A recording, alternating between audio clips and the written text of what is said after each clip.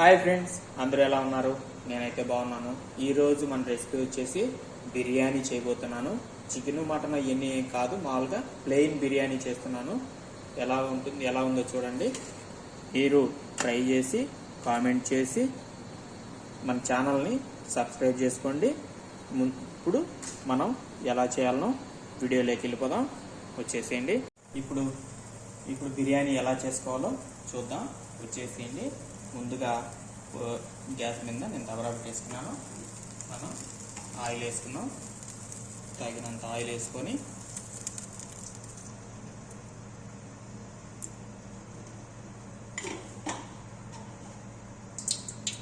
Oil వేసుకున్నాం కదా, oil వేడికింది. ఇప్పుడు ఉల్లిపాయ, పచ్చిమిరపకాయ వేసుకొని కొద్దిగా చెక్క, లవంగాలు, యాలకులు, బిర్యానీ ఆకు వేసుకుంటున్నాను.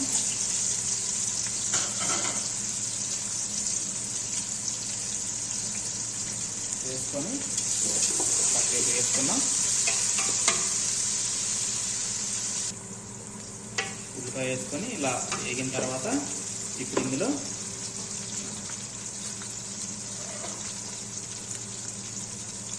కొద్దిగా పుదీనా,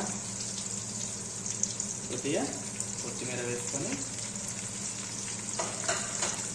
ఇవి కూడా కొద్దిగా వేసుకున్నాం.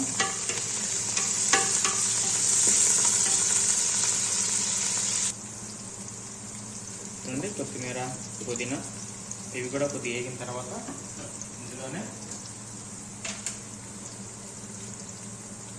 కొద్దిగా అల్లం తెల్లగడ్డ పేస్టు,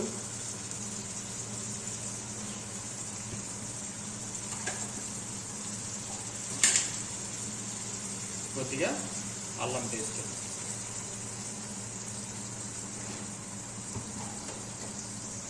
ఇందులోనే ఇప్పుడు తగినంత సాల్ట్ వేసుకున్నాం.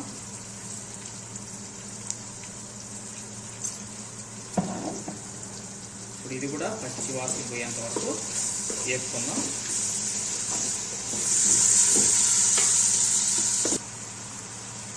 అల్లం పేస్ట్ కూడా కొద్దిగా వేసుకున్న తర్వాత ఇందులోనే టమాటా కూడా వేసేసుకున్నాం. టమాటా కూడా మగ్గేంత వరకు పూర్తిగా వేసుకుందాం. చూడండి, అలాగే మూత పెట్టేసి అలాగే వదిలేస్తూ అడుగంటుతుంది. అప్పుడప్పుడు అలా కలుపుకుంటూ ఉండాలి. టమాటా మగ్గేంత వరకు అలా తిప్పుకుంటూ ఉండాలి. మూత పెడితే భిన్న మగ్గుతుంది. ఒక నిమిషం మూత పెట్టేసి మళ్ళీ ఇలా టమాటా అంతా మగ్గిన తర్వాత ఇప్పుడు దీంట్లో మసాలాలు వేసుకుందాం.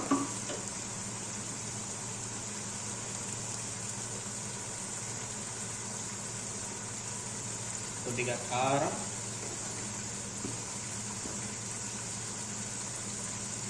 కొద్దిగా చికెన్ మసాలా,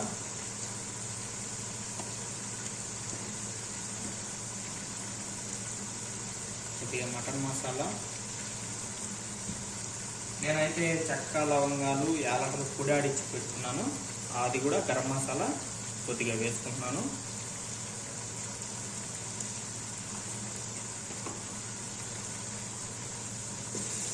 ఇంకా మిక్స్ చేసుకున్నాం.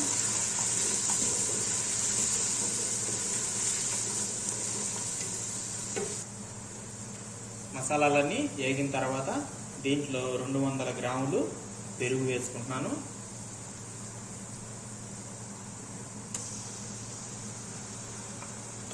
పెరుగు వేసుకోవడం వల్ల స్మూత్గా టేస్ట్ కూడా బాగుంటుంది. అన్నం బాగా నైస్గా వస్తుంది.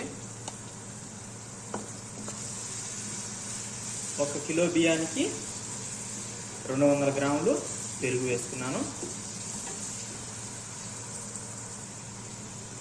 చూడండి, పెరుగు కూడా వేసుకున్న తర్వాత ఇలా మొత్తం మగ్గిపోయిన తర్వాత మిక్స్ చేసుకొని ఇప్పుడు ఎసురు వేసుకున్నాం. నేను కిలో బియ్యం తీసుకున్నాను. కిలో బియ్యం నేను ఈ కప్పుతో 4 కప్పులు వచ్చాయి.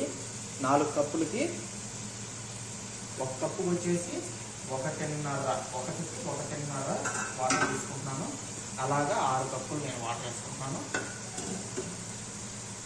అదే ఏ కప్పుతో అయితే రైస్ తీసుకున్నామో అదే కప్పుతో వాటర్ కూడా వేసుకోవాలి.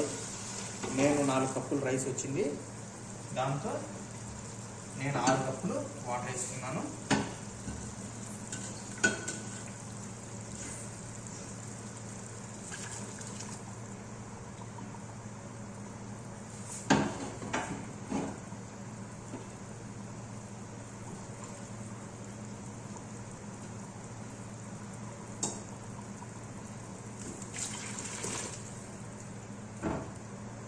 చూడండి, నేనైతే 6 కప్పులు వాటర్ వేసుకున్నాను. ఏ కప్పుతో అయితే రైస్ తీసుకున్నామో అదే కప్పుతో 1 కప్పుకి 1.5 కప్పు వాటర్ వేసుకోవాలి. చూడండి, ఎసురు వచ్చేసింది. ఇప్పుడు మనం ముందుగా కడిగి పెట్టుకున్న రైస్ వేసేసుకున్నాం.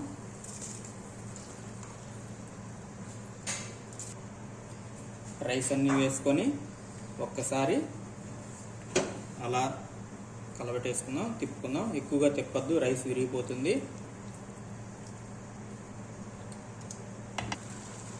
చూడండి, ఇలా రైస్ పైకి వచ్చింది కదా, అప్పుడు ఒకసారి మొత్తం మిక్స్ చేసుకొని ఇలా మిక్స్ చేసుకోవాలి. ఎక్కువ తిప్పద్దు, రైస్ ఇలా మిక్స్ చేసుకొని మళ్ళీ ఒక 5 నిమిషాలు మూత పెట్టేసుకుందాం, వాటర్ అన్నీ ఎగిరిపోయేంత వరకు.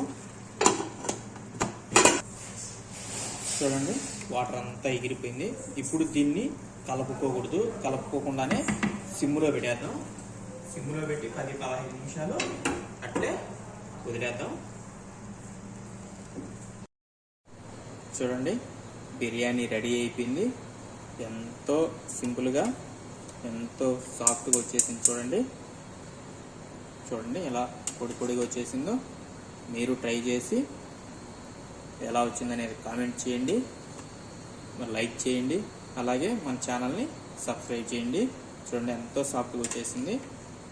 మీరు ట్రై చేసి ఎలా వచ్చింది అనేది మనకు కామెంట్ చేయండి. సబ్స్క్రైబ్ చేయడం మటుకు మర్చిపోవద్దు. బాయ్.